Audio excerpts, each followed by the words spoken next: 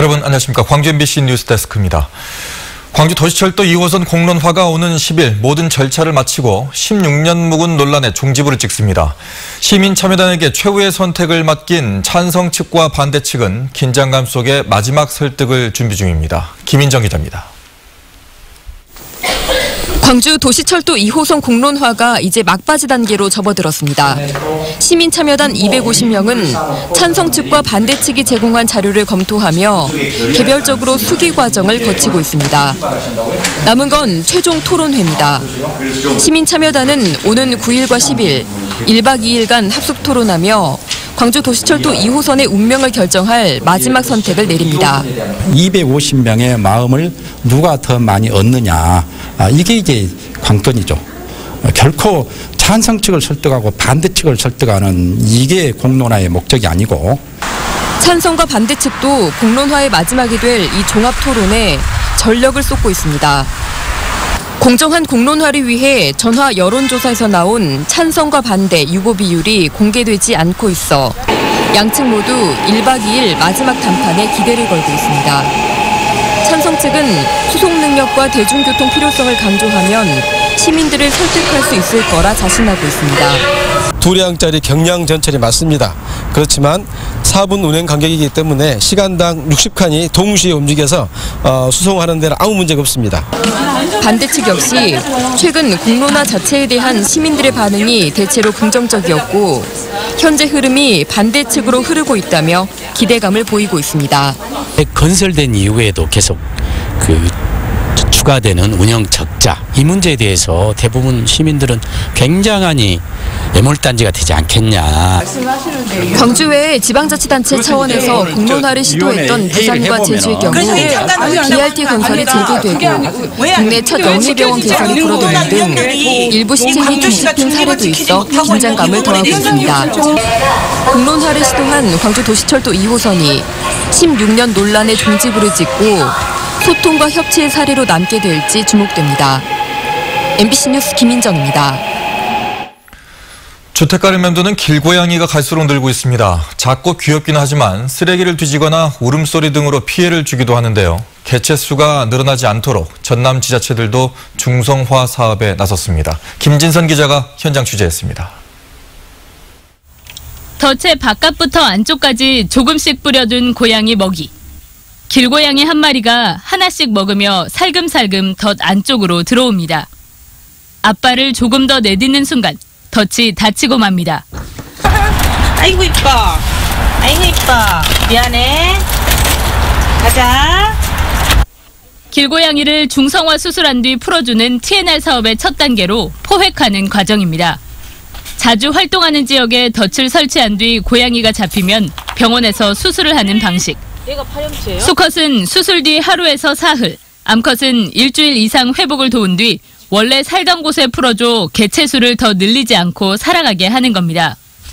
개체수를 줄이면서 그렇게 관리해 줄 수 있는 사람과 고양이가 서로 공존할 수 있는 가장 지금 TNR이 좋은 방법이라고. 이 같은 TNR은 길고양이가 가장 번식을 많이 하는 봄과 가을철에 주로 실시합니다. 서울시가 매년 7,000마리 이상을 중성화하면서 길고양이 개체수를 크게 줄이고 관련 민원도 감소하면서 지역들도 나서고 있습니다.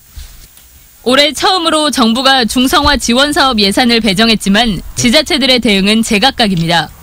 이른바 국비 대응 자금이 0원에서 억대까지 차이나면서 실적도 편차를 보이고 있습니다. 어떻게 하면 사람들과 동물이 공존할 수 있는 삶을 살까, 이걸 고민을 되게 많이 했는데요. 그 부분의 일환으로 저희가 중점 사업으로 두고 있는 게 바로 길고양이 TNR 사업입니다. 본격화된 길고양이 중성화 사업, 길고양이 급식소 사업도 함께 확대되면서 지역마다 생명과 공존하기 위한 노력들이 펼쳐지고 있습니다. MBC 뉴스 김진선입니다. 일교차가 큰 날씨가 이어지고 있는 가운데 주중에 비가 내리고 나면 기온이 더욱 떨어지겠습니다.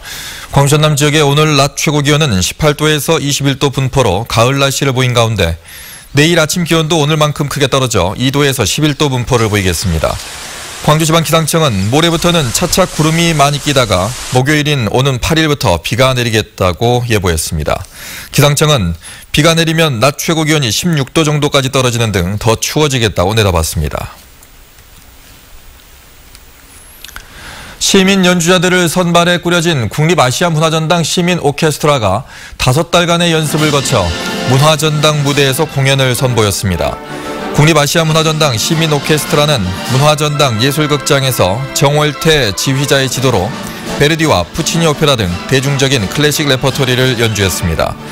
문화전당 시민 오케스트라는 현실의 무게에 눌려 음악에 대한 꿈을 잠시 내려놓은 이들에게 무대에 설 기회를 주고 일상 속의 문화예술을 활성화하기 위해 기획됐습니다. 광주 학생 독립운동을 기념해서 60년간 등반대회를 열어온 대구 경북 학생 산악연맹이 올해는 처음으로 광주에서 등반 행사를 가졌습니다. 대구 경북 학생 산악연맹과 경북 산악회는 광주 학생 독립운동일인 어제와 오늘 금당산과 광주 학생운동 기념 역사관 등에서 달리기와 암벽 등반 부문 등에서 실력을 겨뤘습니다. 이 행사는 광복 이후 1959년 대구 경북 산악인들이 광주 학생의거 정신을 계승하자는 취지로 처음 시작한 바 있습니다. 5.18 광주 민주화운동 3단체를 공법단체로 지정하는 내용의 법 개정이 추진됩니다. 민주평화당 장병환 의원은 4.19 민주혁명회 등 다른 유공자단체와 달리 민간단체로서 정부에서 운영비 등을 지원받지 못하는 5월 3단체를 각각 공법단체로 지정하는 개정안을 발의했습니다. 3단체는 지난 10여 년간 공법단체 전환을 추진해왔지만 정부는 일단 3단체를 하나로 통합하라며 공법단체 지정을 미뤄왔습니다. 광주 동명동에 관광객과 방문객이 몰리며 깊어지고 있는 원주민과 상인들 사이 갈등을 해결하기 위해 광주 동구가 상생협의회 구성을 추진합니다. 광주 동구는 올해 안에 분쟁 조정력과 법률 지식을 갖춘 전문가 집단과 주민, 상인 대표자가 참여하는 협의회를 구성해 불법 주차와 쓰레기 투기, 임대료 상승 등 다양한 갈등에 대한 의견을 모은 뒤 수기 과정을 거쳐 상생안을 마련합니다. 광주 동구는 내년 초 상생협약서를 작성하는 것을 목표로 기초조사 설문지 설계에 착수했습니다. 태풍으로 단축됐던 광주 동구 충장축제에 올해 하루 평균 9만 4천 명이 다녀가는 것으로 집계됐습니다. 광주 동구는 KT 빅데이터를 분석한 결과 올해 충장축제 방문객은 28만 2천 명으로 78%인 21만 9천 명은 외국인과 타지역민이었고 동구 주민은 6만 3천 명이었던 것으로 분석됐습니다. 동구는 특히 외지 방문객 중 37%는 24시간 이상 광주 동구 지역에 머물러 충장축제가 체류형 관광으로 자리 잡았다고 자체 분석했습니다. 광주 지역 수출 유망 중소기업 13개사가 페루와 콜롬비아, 캐나다 등 미주에서 수백 달러 규모의 수출 MOU를 맺었습니다.